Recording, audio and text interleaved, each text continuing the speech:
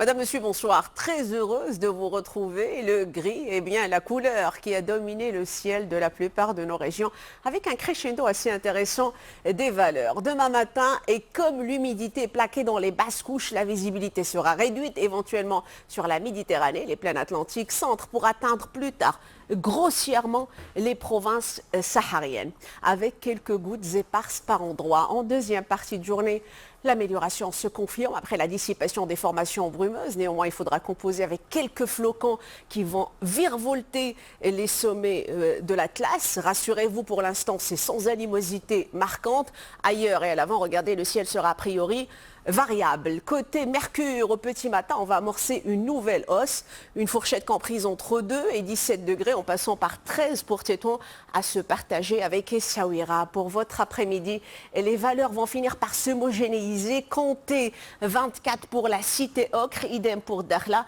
et on va atteindre au meilleur de la journée les 26 degrés du côté d'Agadir ou encore l'Ayoun, et c'est la maximale. Ces conditions climatiques vont se poursuivre pour la journée de lundi avec la grisaille au nord, le soleil au sud. Mardi, j'ai envie de dire simplement même ambiance, même décor.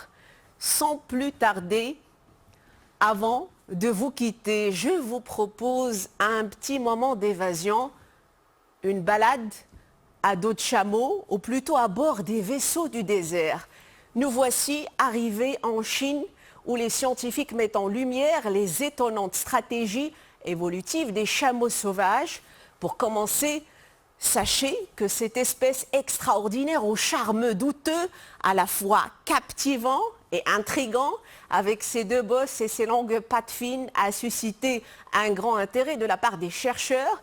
D'ailleurs, il est toujours difficile de la comparer avec d'autres créatures. Étonnamment, certains chameaux survivent sans problème en buvant de l'eau dont la concentration en sel est supérieure à celle de l'eau de mer.